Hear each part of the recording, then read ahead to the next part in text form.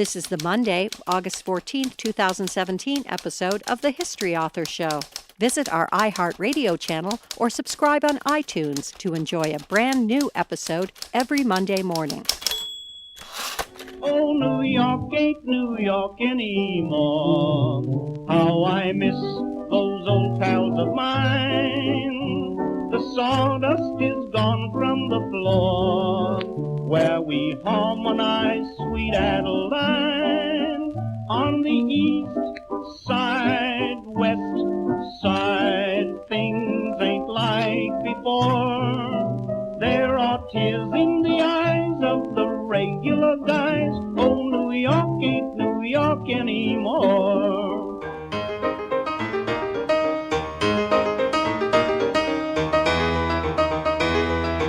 Hello, history lovers, and welcome. I'm your host, Dean Karayanis, and this is the History Author Show on iHeartRadio. This week, our time machine travels back to the Gilded Age and pre-World War II America to hear the voices of those who held crowds enthralled. Time didn't even seem to pass.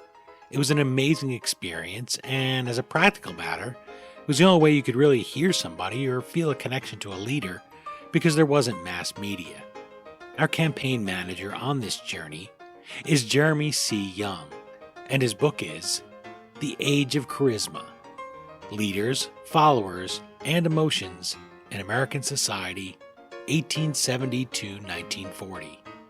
In it, Jeremy examines the nexus of American society, culture, and politics, tracing the modern relationship between leaders and supporters back to a unique group of charismatic social movements.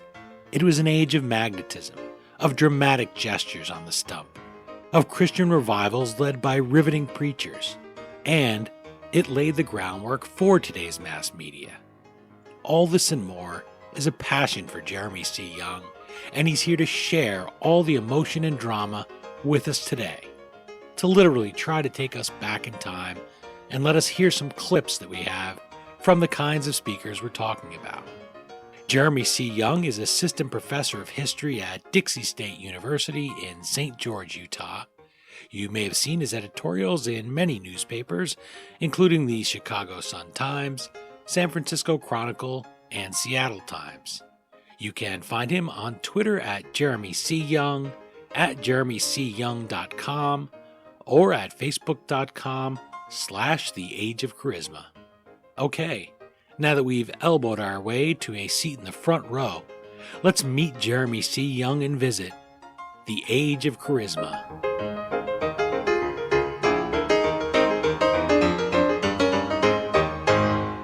I'm joined via Skype by Jeremy C. Young, author of The Age of Charisma: Leaders, Followers, and Emotions in American Society, 1870-1940.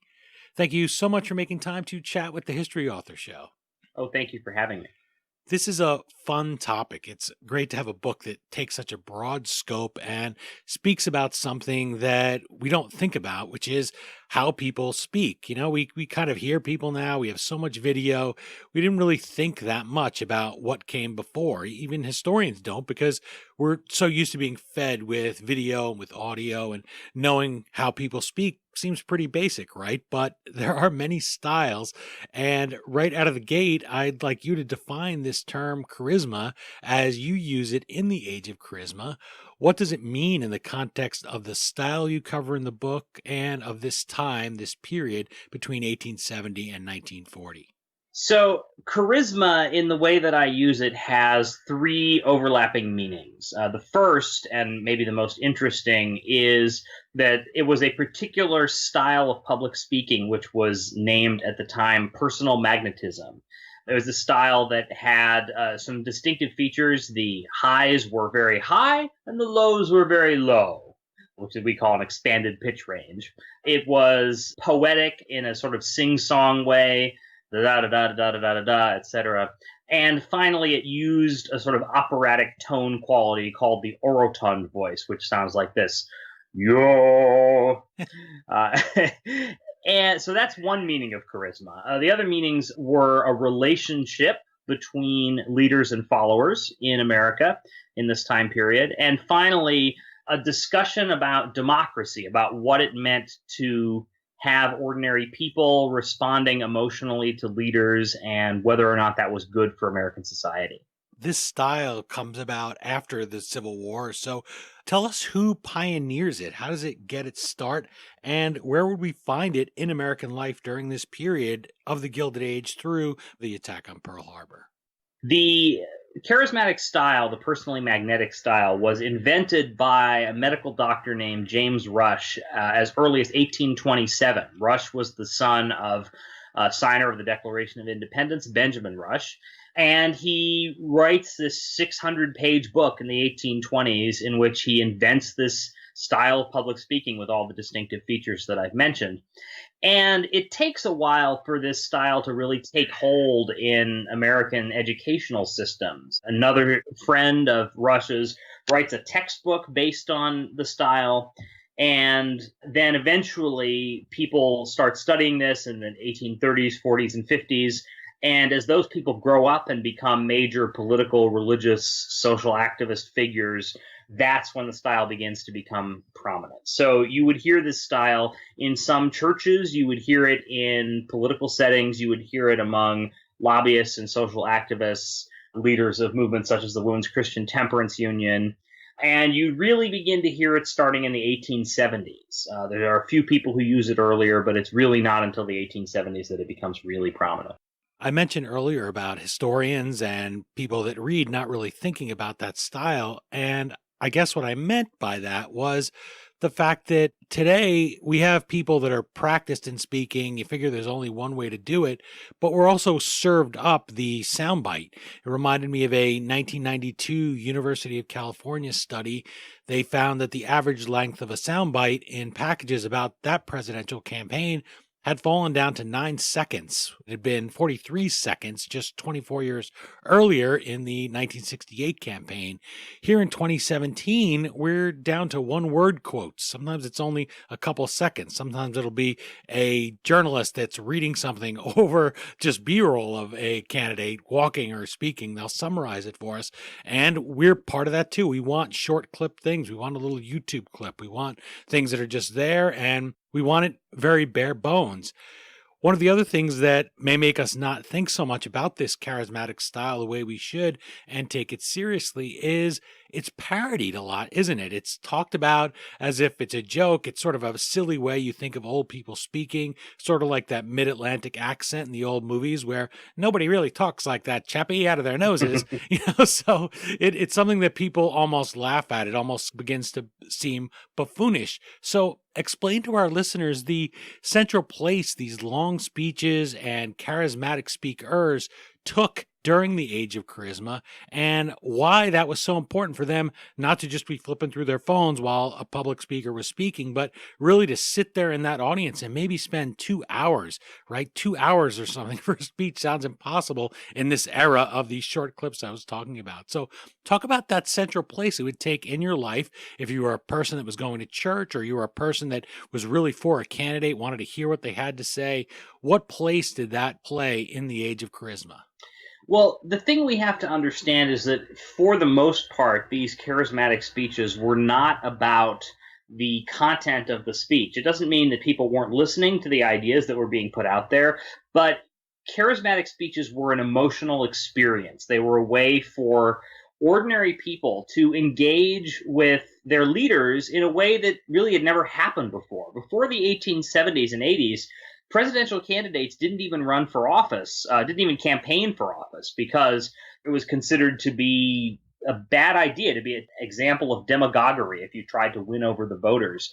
And what happened was, as the country got bigger and voters started to feel more and more remote from their leaders, they began to really want this emotional link with their leaders. And so when presidential candidates, religious leaders, and other leaders began to travel the country and give these emotional, charismatic speeches directly to an audience, people would go and they would have transformational experiences that really similar to conversion experiences, just listening to these political figures speak, shaking their hands, and being able to engage with them emotionally in a way that really had never been possible before this time period. The term stem winder is one that we use a lot today, for instance, in those packages I just mentioned, to denote a great speech. And we find it coming about in the mid 1800s. And I think, again, sort of from the distance of history, not really thinking about it, people just will say, as a matter of fact, that, oh, well, that's what they called them back then. And it was because of the winding of a stem of a watch, of a pocket watch, back in those days before the Great War, when people didn't wear watches on their wrists. I was surprised to learn from you, as we chatted via email and on Twitter at Jeremy C. Young, that while researching the age of charisma, you didn't come across that term much. This is something great to come across in a book when you realize you're wrong about something, get the right story. So really, they didn't use that term a lot. Well, the term was in use, it just wasn't really applied to these charismatic speeches. Other terms were more common, such as spellbinding speeches, which was common for this period. Another example, probably the best example, is the term personal magnetism. And it's interesting that you came up with this term stem winder and connected it with watches, because a lot of references in newspapers to personal magnetism in this time period refer to people believing that their own personal magnetism, their charisma, if you will, was stopping the wristwatches they were carrying around on their arms, that it had some sort of magnetic effect, physical magnetism on the watches. And so the idea that a charismatic person could wind the stem of a watch just through their personality is really fascinating and really does have a link with what people were talking about at the time. It's something that throughout the age of charisma, you describe these magic terms that people use. Magnetism. You think of a man with a long coat, maybe the Batman villain with his hat pops up and he hypnotizes you, a hypnotist or a magician up there. Spellbinding. Half of that word is spell, casting a spell on people. These magic things happen. It's really something that was the feeling that people had, that it was this conversion. As you said, we talk about a negative mirror of this with Hitler when he's coming to power late in the age of charisma, and people say, he was looking right at me. Did you see he was looking right at me? And people next to them will say, I had the same experience. I felt he was just looking at me. And this was also something that he practiced, by the way, when he's coming to power. If people look up online, they'll see the pictures of Hitler practicing his various gesticulations and this and that. People really felt attached, and that was a big part of their lives, because otherwise, how were you ever going to hear a William Jennings Bryan speech? You weren't going to, because you didn't have a radio. Radio didn't exist. So you had to physically go there, and they had one chance to connect with you. If they were a preacher, they had one chance to save your soul. If you were a candidate, you had one chance to get that farmer's vote when you're passing through a town and you're campaigning. And so that's something that really was a connection, and it took on this mythical significance that is hard to relate to today, I think. No, I think that's true. And we should talk about Hitler and Mussolini and their use of charisma. One of the things that I'm trying to do in this book is to liberate the idea of charismatic speaking from these horrible people who used this technique in Europe in the 1920s and 30s. One thing that I should point out is that the speaking style that Hitler and Mussolini used was very, very different from the charismatic style. It was actually much more emotional than the style that was being used in America. And it really did sort of cause listeners to take leave of their senses. I think in the American context, there's a lot of evidence that people who listened to these charismatic speeches, while they were very affected emotionally by them, it was a stirring experience, it was a transforming experience, it was still an experience where they were able to maintain a sort of rational look at what was going on around them. There are a lot of examples of people going to a charismatic speech and sort of going home and thinking about it for a couple of days and then deciding, okay, I'm all in for this guy or woman. And that's not something you hear a lot about in the European context. So one of the things that I'm arguing is that you can actually, if you dial back that emotion just a little bit from what you see in the European context, you can have something very healthy and very democratic. Listeners may be familiar with three-time presidential candidate, later Secretary of State, William Jennings Bryan, and his Cross of Gold speech. We wanted to use that as an example of how mastery of the charismatic style could allow a leader to mobilize not just supporters, but the followers you mentioned in the subhead of the Age of Charisma. To demonstrate the style, you chose a clip that we have here of Brian. He's recreating his speech for listeners in 1923. So let's give a listen to this, and then I'll let you break it down for us. We care not upon what line the battle is fought. If they say bimetallism is good, but that we cannot have it until other nations help us, we reply that instead of having a gold standard, because England has, we will restore bimetallism, and then let England have bimetallism, because the United States has. If they dare to come out in the open field and defend the gold standard as a good thing, we will fight them to the uttermost. Having behind us the producing masses of this nation and the world, supported by the commercial interests, the laboring interests, and the toilers everywhere, we will answer their demand for a gold standard by saying to them, you shall not press down upon the brow of labor this crown of thorns. You shall not crucify mankind upon a cross of gold. What do you hear when you hear that speech? And tell us how that wins William Jennings Bryan the 1896 nomination by acclamation at that convention. Well, this is probably the most famous personally magnetic or charismatic speech from this time period. Bryan, before he gives this speech, was a 35-year-old former congressman from Nebraska. He was not considered to be any kind of a major national figure. He goes to the Democratic National Convention in 1896, and he gives this speech about this currency issue of free silver, which is a popular issue of political concern at the time. And the audience is just absolutely stunned by the way that he speaks. There are reporters who describe it as the audience as being swayed like windswept fields. And the volume of sound grew and grew until it could grow no more, and everyone went mad. The audience gave Bryan a half-hour standing ovation. They carried him around the convention center in Chicago on their shoulders, and then they nominated him for president, a guy that most of them had never heard of before the convention occurred. Now, the speech itself demonstrates, I think, all of the major features of the charismatic style. You shall not crucify mankind upon a cross of gold. There's the expanded pitch range. You shall not crucify mankind upon a cross of gold is perfect iambic hexameter. If you know anything about poetry and poetic meters, that's that melody of speech aspect. And then Bryan's signature round, rich tone, you shall not crucify mankind. That's the orotund voice. So all the stylistic aspects are there. What's interesting about this recording is that it was made, as you mentioned, 27 years after Bryan made the original speech and just 2 years before Bryan died. And the recording is, in many ways, very different from the experience of listening to the speech in person.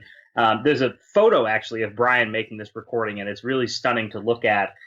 You see Bryan just dripping sweat, standing in what looks like an outdoor arena, shouting into the bulb of a Victrola as loudly as he can while a brass band plays right next to him, recording somewhere else for a different recording. And yet he's able to give you a large portion of that emotional experience. The style may sound strange to modern audiences, but you can hear all of the techniques that he used that made audiences in the late 1800s just absolutely swoon. And you mentioned that they give him a half an hour standing ovation. They're carrying him around on their shoulders, but that follows a long period of just stunned silence, especially since he holds his arms up, right? When he's demonstrating this, the movements, we're only getting half of it here when we get the audio. Maybe some would say less than half of it because you can hear words and read words, but it's about the delivery. And so they're literally stunned into silence by his speech as he stands there, I'm sure at the time, equally sweating, this young man passionately speaking out against the gold standard, holding his arms out like Christ on the cross. It's a powerful moment. And that brings us to our next clip, another one you suggested by Billy Sunday.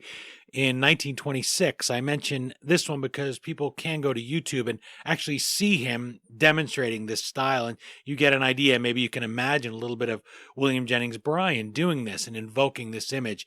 And by the way, that's a speech that he would give again and again, the Cross of Gold. He delivered that throughout the campaign, but we remember this one because it's an amazing feat to come in there as nobody and give a speech that wins you the presidential nomination as only a very young man in your 30s. He was barely old enough under the Constitution to even run for president. Oh, absolutely. And one of the things that I like to tell people is that today most American elementary school students, middle school students, learn two famous American speeches, the Gettysburg Address and Martin Luther King's I Have a Dream speech.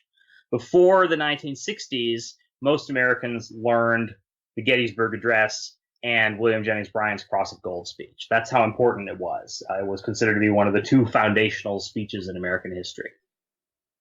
And the fact that we can listen to this one, which we, of course, can't with the Gettysburg Address, makes it even more powerful. I like to be able to actually have the audio, and then we can remind ourselves when we read these speeches, even when we just read text, for instance, of those pre-Woodrow Wilson State of the Union addresses where they just wrote them and submitted them to Congress. You maybe imagine a little bit of somebody like Theodore Roosevelt delivering one, or somebody like William Howard Taft delivering it. And Taft probably isn't the greatest orator, but you could sort of imagine what somebody would do when they deliver it in a charismatic style that I think adds very much. After you've read The Age of Charisma, you realize these weren't just people like we see today. They weren't politicians just up there reading it off the prompter, pausing. It's just a different style. It's not better or worse. It's just this fits our time. That was their time. And it was important to them to make that connection. You had to leave there thinking, wow, I saw a William Jennings Bryan speech, and you tell your grandkids about it, about seeing a president come through and speak, or a presidential candidate, or seeing a preacher, seeing a Billy Graham come through your town. It was really that much of a connection. It was like seeing, I don't even know what to compare it to in our modern age, where you would say, wow, I had that connection with a person, with a candidate.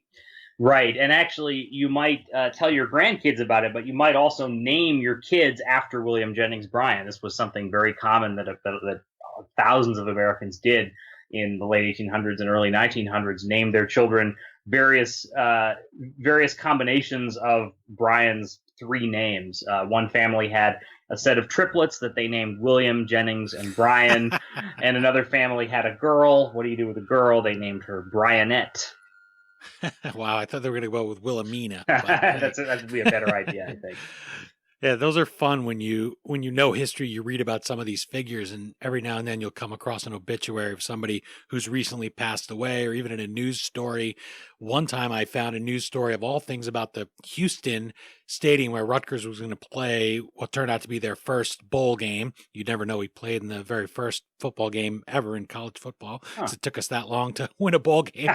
But anyway, the groundskeeper's name was Cholgosh. And I thought, how did this man get the name of a presidential assassin? And fortunately, they did ask him about it, and he didn't really know it, but it was a family name they'd passed down. So apparently somebody was not a fan of William McKinley and decided to give the name of his assassin to their son, who was African-American. And on the other side, you'll also find a lot of African Americans as well as European Americans named after William McKinley or after James Garfield or one of these presidents that was slain.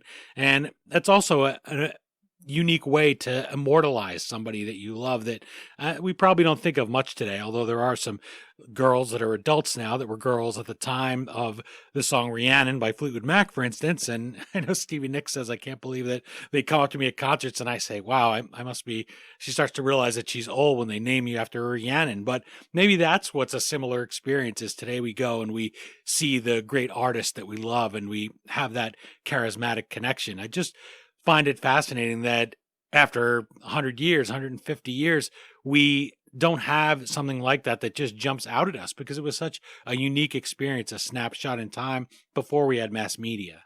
I think you're right. I like to say that I study the history of mass media before mass media because it is a sort of mass experience as these candidates are for the first time with the National Railroad Network, being able to travel all over the country and give the same speech to audiences everywhere and really nationalize their audience.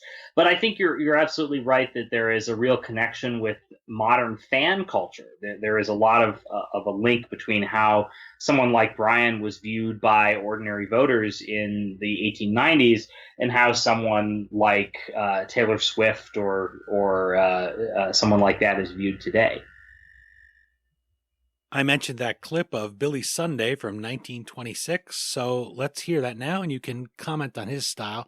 And I would encourage people, go to YouTube, we'll link to it at historyauthor.com, and just watch him up there on the stage, his physical motions. In fact, it might be interesting to just watch it with the sound off, which is something that old television producers will tell you to do if you're new to TV. They'll say, watch the speech with it off. They'll tell candidates the same thing. Watch your performance in this debate or in this speech with the sound off, and that's how you critique yourself.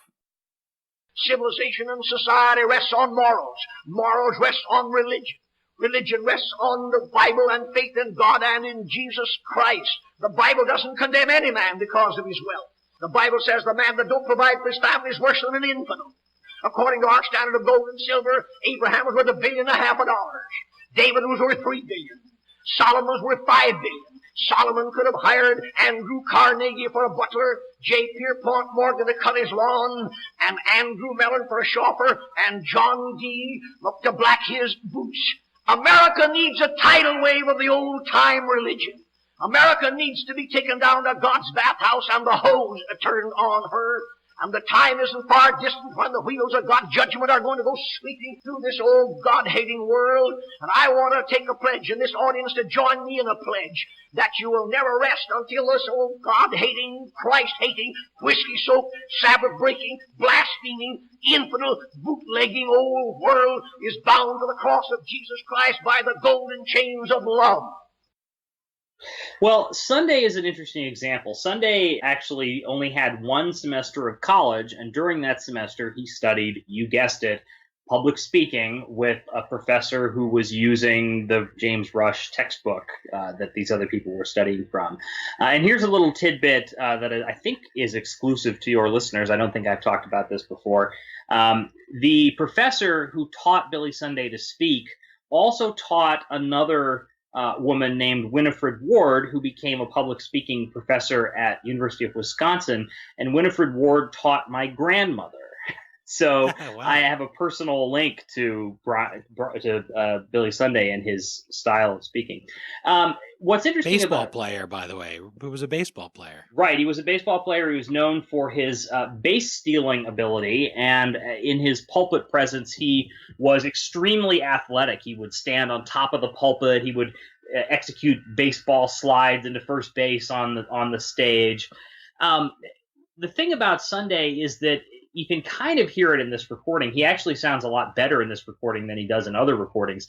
Sunday didn't have a very good voice. He had this very sort of scratchy voice. He talked very fast, and a lot of people who were listening to him couldn't understand it.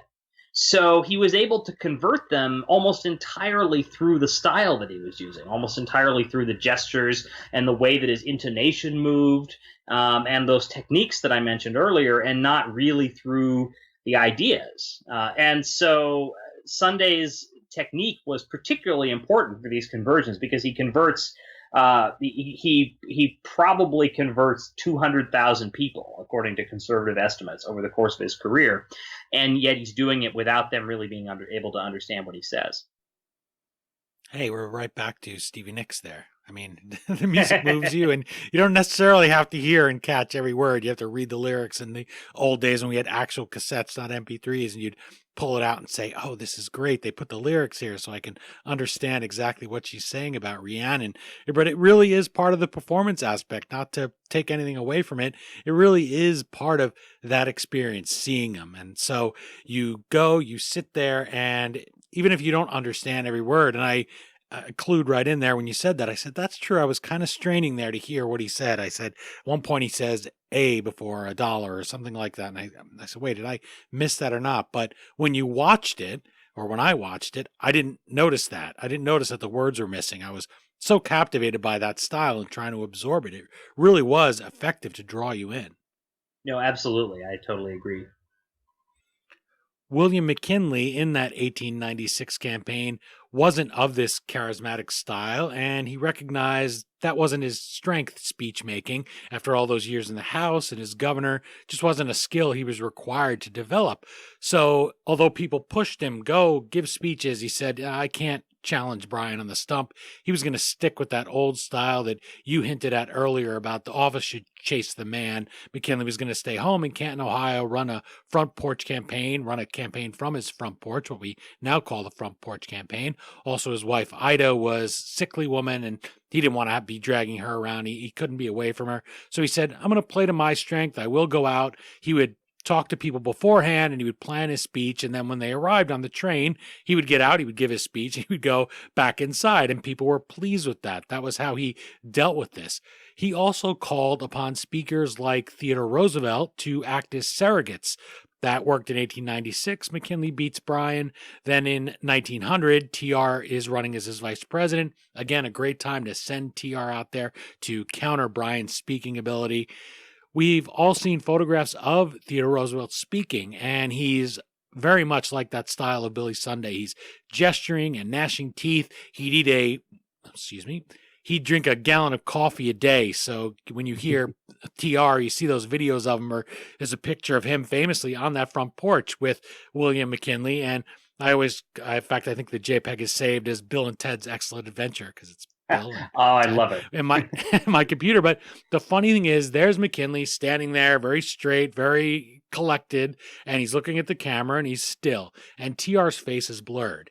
Because if you were Theodore Roosevelt standing still for the 18 seconds or even for 2 seconds that it took to snap the picture, that's what that picture says to me. This is the difference between the two men. McKinley would go, he would give his speech, and we do have little clips of him giving speeches, and it's standing there with his papers in front of him, just like these papers, and he gives it, and people applaud politely. Theodore Roosevelt, a completely different experience. The guy is all motion. He's all arms, legs, gnashing teeth, gestures, staring at you, leaning forward. When he was commissioner of the New York City Police, they would say, we went in his office, we were afraid that he was going to bite us like a colt. You know, one policeman who was part of all this corruption going on says, I was afraid that he was just going to, bite me. I had to back away. I'm like against the wall away from him.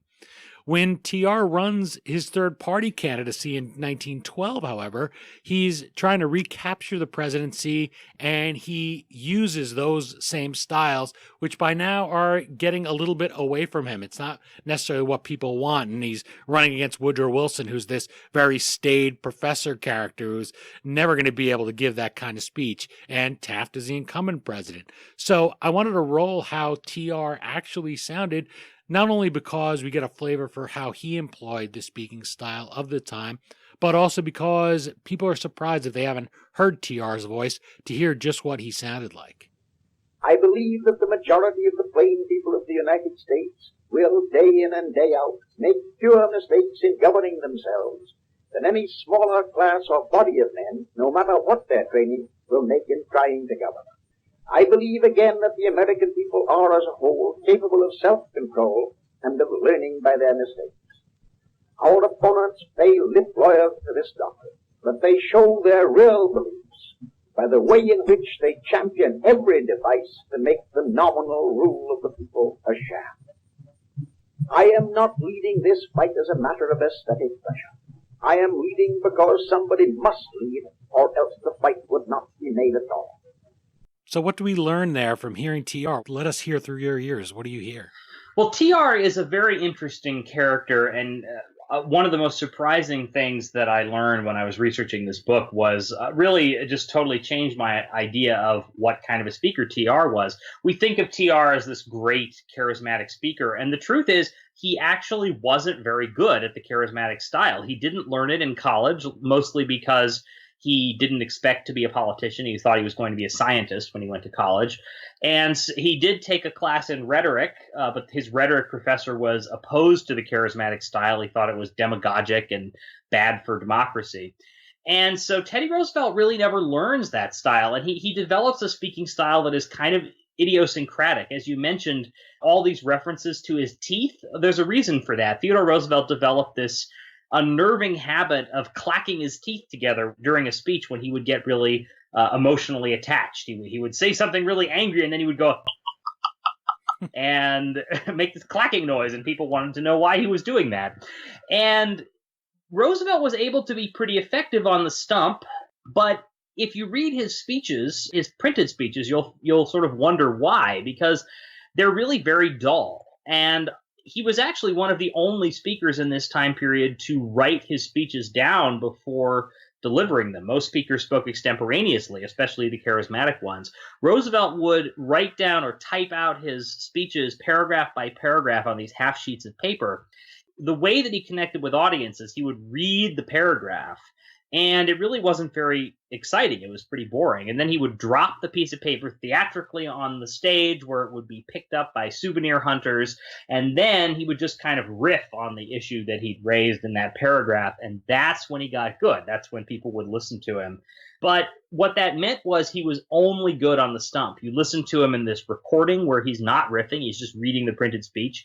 You read his speeches in newspapers, and they just don't have the effect that you want them to. And so, as you mentioned, in 1912, he had some difficulty on the campaign trail because his campaign team made the mistake of not getting him in front of a lot of live audiences and focusing instead on getting his speeches published in newspapers, which didn't do him any favors because the speeches weren't particularly good. I mean, there's a few memorable epigrams about the man in the arena and such, but most of the speeches are really quite boring. And by not getting him in front of more audiences, they really kind of missed an opportunity to get him to connect with voters in the way that these charismatic figures did. We're listening to Jeremy C. Young. He's speaking to us about his book, The Age of Charisma, Leaders, Followers, and Emotions in American Society, 1870 to 1940. You can visit him on Twitter at Jeremy C. Young, find him online at jeremycyoung.com, or toss him a like to facebook.com/The Age of Charisma. Daniel Horowitz, author of On the Cusp, Yale College Class of 1960 and A World on the Verge of Change, writes, quote, "With The Age of Charisma, Jeremy Young offers a richly suggestive, original, often brilliant and compelling history of how charisma stood at the center of American political culture from the 1880s to 1940. Fluidly written and wonderfully researched, it makes a significant contribution to our understanding of America's past," unquote. Jeremy, The Age of Charisma is all of those things. It's a very fine review from Mr. Horowitz, but I wanted to focus on just one part of the review. That is the phrase wonderfully researched. Something ephemeral like personal magnetism, like that spellbinding effect that you mentioned earlier, trying to picture your watch stopping because of the amazing experience you're having that's transcendental. We may be able to describe that or hear it, but we are used to hearing it and seeing it in video with an audio track. Since you're covering pre-TV, as you mentioned before, you're covering mass media before there's mass media. How did you go about digging into these historical figures to uncover little anecdotes like that or little observations about Theodore Roosevelt not being a great speaker, not being used effectively? Where do you go to find information about speeches when you can't just go and click on YouTube and find a Billy Sunday clip for every person you want to write about?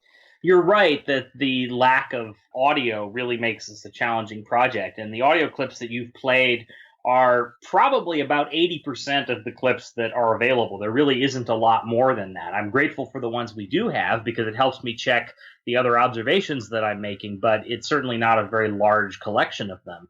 Where I went to find more information about these speakers is to read people's descriptions of them, which usually you can find in archives. People like Billy Sunday, like William Jennings Bryan, people would write them letters and talk about what it was like to listen to them speak. And so I rely a lot on those letters, on those testimonials. Also, often when a figure would die, there would be a published book of reminiscences about them and about how they spoke.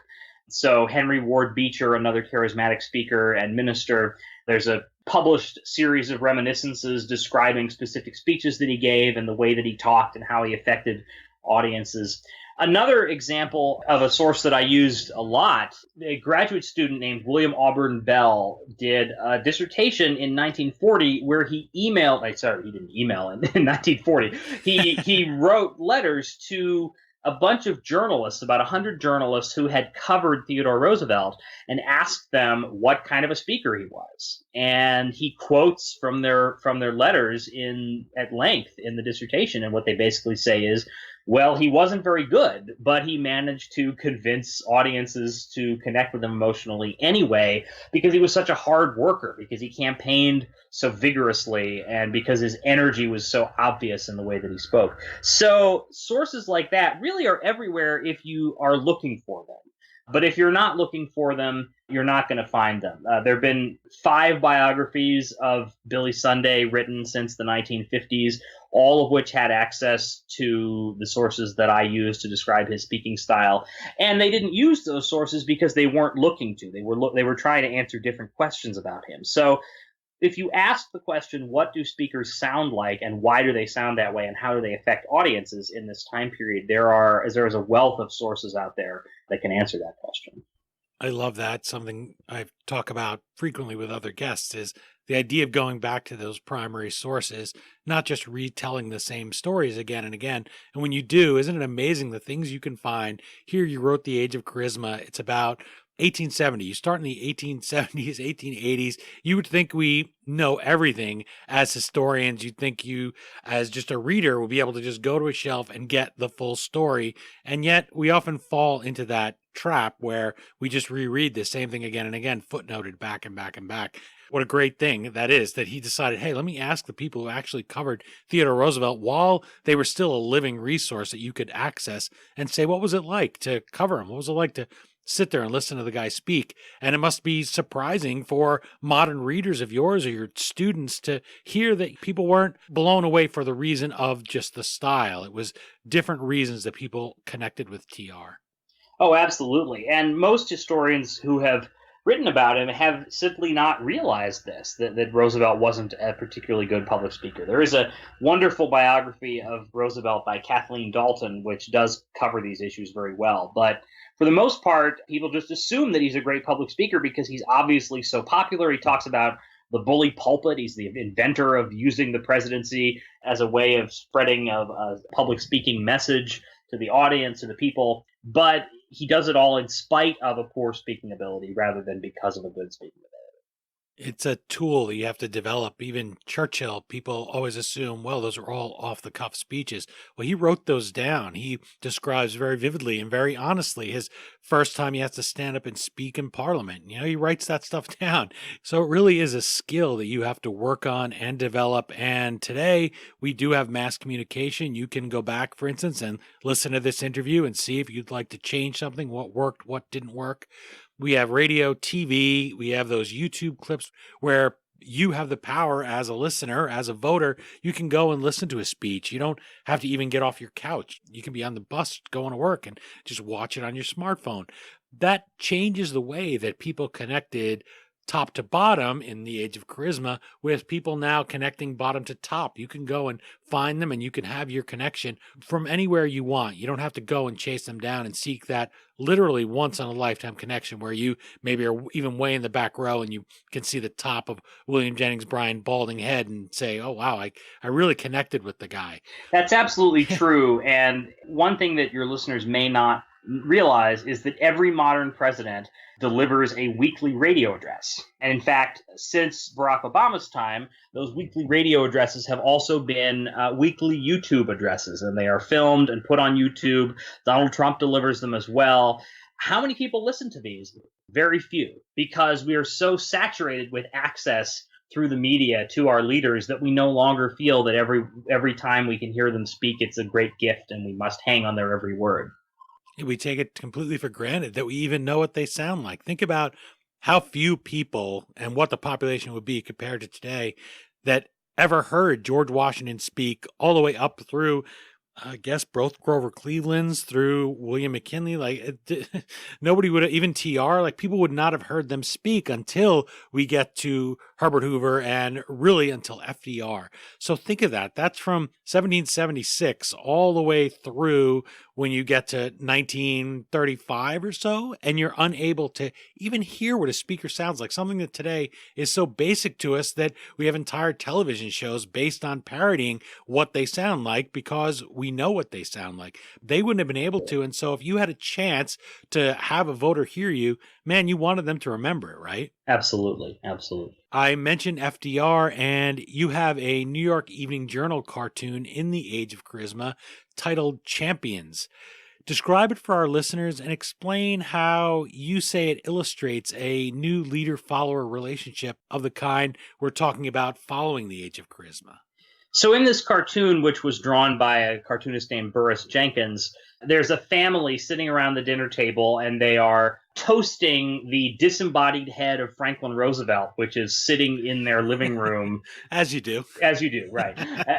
And this really symbolizes, I think, the way that Franklin Roosevelt's fireside chats on the radio just absolutely changed everything again about how Americans thought about their leaders. So when Roosevelt delivered his first fireside chat, which was only 9 days into his presidency, it was an earth-shattering event that was similar in the way Americans saw it to Bryan's Cross of Gold speech. It just completely and fundamentally altered the way Americans imagined interacting with their leaders. Before Bryan, Americans thought of their leaders as remote and distant figures who they never interacted with really at all. And then in the Age of Charisma, after Bryan's speech, Americans would interact with their leaders, but only in a very sort of hierarchical way. So Bryan's standing on a stage and speaking to you, and you're in the audience listening raptly to his every word. FDR changes that again. He comes into your living room on your radio, and he just sits there and talks to you like an ordinary person. It really democratizes the relationship between leaders and followers. A woman named Mildred Goldstein writes to FDR after this speech, and she says, "Before today, the President of the United States was to me just a picture, just essentially something to imagine, but you are real." And that was a huge change in how Americans conceived of their leaders. It was much more democratic than anything that had happened before. And in many ways, it is the lasting legacy of this charismatic style. We don't hear people speak today in the way that William Jennings Bryan or even Franklin Roosevelt spoke, but we hear people expect this kind of emotional connection with their leaders. If a leader didn't speak to their followers today, we would have a pretty negative view of them. We would see them as elitist and not willing to make themselves available to their followers, and that's totally different from how people viewed it just 150 years ago. It's something with FDR too, because you think of radio itself as such an intimate medium. It's much different than TV. In fact, I think you were mentioning about doing the YouTube address. It's totally different to see somebody. It's totally different to watch them. You're looking at what they're wearing. You're looking at if a fly lands on them or something. But radio, hearing the voice, it's actually interesting because we're talking about this charismatic style and saying, wow, you just had to see them do it. And yet then we talk about radio and we say, well, the voice was really a great connection for FDR. And now we've kind of come to the other extreme where we say, well, wait a minute, now you see them almost too much and we don't hear them as much as we might. And it's really a view here in your book. It fills in a lot of those blanks. And I found myself thinking of many of the threads that run through to the present day, to the present campaigns. Reverend Billy Graham, just 99 this year in 2017. That was somebody who is a bridge here. He bridges, you discuss him in the Age of Charisma. He's an example of somebody who had to change with these changing times and technologies. Today, religious leaders can stream online anywhere in the world. They can do their own fireside chats. How has his style specifically managed to change with these times, and how did he use that to fulfill his missions over, now almost a century? One of the secrets of Billy Graham's success is that he was the first major evangelist, at least the first major Protestant evangelist, to adapt himself to mass media. Now, Graham was fundamentally a revivalist. He operated in these massive in-person revivals like Billy Sunday did, but he pioneered in the 1940s the practice of filming these revivals and broadcasting them on television. And that really made him much more accessible on a national level to audiences who might not turn out for a revival in a way that Billy Sunday never was. So I would say he changes his speaking style a little bit as well. He becomes more conversational in a way similar to Franklin Roosevelt, less of this overwrought style that you hear someone like Bryan using. And he really does. He adapts very effectively to the modern day. One thing that you mentioned just a little earlier made me think of the idea of having too much visual exposure of our leaders. Made me think of this moment a few years ago when Senator Marco Rubio was delivering the Republican response to Obama's State of the Union address. And Right. Rubio, of course, is a very eloquent guy. He speaks very well. One of the strong points of his political career has been his public speaking ability. But in the middle of this speech, he needed to take a drink of water, and he reaches over for this little water bottle that they've given him, and somebody has told him, you must never take your eyes away from the camera. And so he's staring into the camera while taking this drink of water, and he just looks absolutely silly. And it's the only thing anybody remembers from that speech, Marco Rubio drinking out of this little water bottle. Not all of the eloquence that he deploys or the ideas that he talks about, just the visuals. So you're right, the addition of the visual medium really does change and distort how we see our leaders. And it's also something that we're much more, I think, juvenile today because we are spoiled with having everything around. We don't need to hang on every word that a candidate says because we can get that anytime. But if something funny happens, like I believe it was also Obama around the same time, I guess, had a fly land on him. And oh gosh, that's all anyone could talk about was that a fly landed on him. And if you watch other speeches now, I will say that often, oh my gosh, this so-and-so took a drink of water. Well, most people put it in a glass. And as you said, they don't maintain the eye contact. But just in that moment, that decided to be the takeaway was, oh, he dared to drink water. With George H.W. Bush during one of the debates in 1992, he looked at his watch. Bill Clinton spoke really long. In fact, that was the dig against him in the 1988 campaign, the Democratic National Convention. He gave the keynote speech and they said, oh my gosh, the guy wouldn't shut up. You spoke so long. You spoke too long. He went on Johnny Carson and Johnny Carson put out an hourglass and flipped it over and said, okay, go ahead. And laughed, of course, Bill Clinton, part of it. I mean, he had the last laugh. He ended up being a candidate and ended up winning the nomination. But those are the things that people remember, and it's not about how you spoke. You go on TV, all people want to talk about is how you looked. If this was a video or a TV interview, you'd have people calling you saying, gosh, Jeremy, do you have to wear that tie? Where'd you get that? Or your suit looked so good, or something like that. It is a completely different experience. And I think it's great to read The Age of Charisma here and think a little bit about a time when we did really want to focus on what they said, and the delivery was part of that, not separate from that, not just the optics that we hear, the favorite wonk word of the moment, that people are just going to see you and, hey, it doesn't really matter what you say as long as you're good looking. I will admit that I am not actually wearing a shirt and tie. I'm wearing an I Love Charisma t-shirt, which I thought was appropriate for this interview. So, yes, if you could see me, that would be the only thing you could think about. Well, it's much easier than having to put on a suit and tie, I guess, and get made up and things like that. True. Well, this show has been a stem winder. We'll still continue to use the term and hope that it catches on some more. But every good speech has that rousing conclusion. You will not press down this crown of thorns, etc. So I have one final question in that spirit. If you could climb in our time machine and travel back to hear any one of these leaders in this vast period you cover in the Age of Charisma deliver a speech, you said we've played 80% of the precious little audio that's still available. Which speaker would you like to go back to? Which speech would you like to hear them deliver? I actually asked this question of my students a few years ago, and they came to the same answer that I did, which is that we would want to hear Henry Ward Beecher. Henry Ward Beecher was the brother of Harriet Beecher Stowe, the author of Uncle Tom's Cabin, and he was a famous minister and abolitionist in the 1860s and 70s. And Beecher was probably the very best of all of the charismatic speakers. As a child, he had a speech impediment. And so he trained using the Rush style for hours for 3 years during his college career at Amherst. And after having that level of training in this style, he was able to use it to speak extemporaneously, which is something that he was the only person who could ever do, to essentially invent a speech on his feet that had an enormously powerful emotional impact that didn't draw on any speeches he'd ever given before. And so I would love to hear a Henry Ward Beecher sermon. There is this wonderful speech that he gave in the 1880s on oratory, in which he describes the living voice as the greatest force on earth among men.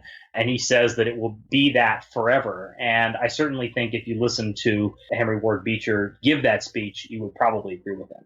Well, Jeremy C. Young, author of The Age of Charisma, I want to thank you so much for lending your voice to the show today, and also all of your knowledge here about these speakers that we can't hear, but who can still speak to us, can still communicate their ideas through their writing. Let us hear those great orators again if you find any new audio, because it would be great to hear from them. They moved America. They have the power to move us still. I wish you the best of luck with The Age of Charisma. Thanks so much, and thanks for having me on.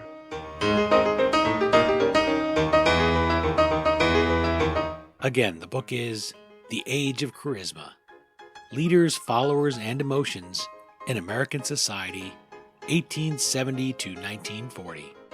As always, you can find the Amazon link to purchase your copy at historyauthor.com. And we hope you will click through there, or even navigate using the Amazon banner on our homepage the next time you purchase anything from Amazon. You go to historyauthor.com, we take you to Amazon, and Amazon.com gives us a small portion of every dollar you spend at no additional charge in your shopping cart. For just those few extra taps of your finger, you can help us keep the flux capacitor on our time machine humming like usual. My sincere thanks to Jeremy C. Young for joining us and for transporting us back to the days where charisma really was king. Pay him a visit on Twitter at Jeremy C. Young, visit him at jeremycyoung.com, or toss him a like. The address is facebook.com/The Age of Charisma. And while you're online, let us know what you think of the book and the interview on Twitter at HistoryDean or facebook.com/HistoryAuthor. That's it for this installment of the History Author Show. I hope you'll join us for next Monday's all-new interview right here on iHeartRadio. And if you're an iTunes subscriber, please take a minute to leave us a review. Well, until our next trip into the past together, thanks so much for time traveling with us today, and have a great week. The boys won the war and came home from the fight. The last night on Broadway was almost as nice. But ever since then, it's a different street. Gone are the places where the gang used to meet. We still call it Broadway, but what's in a name? Take it from Georgie, it isn't the same. On the east side, west side, things ain't like before. There are tears in the eyes of the regular guys. Oh, New York ain't New York anymore.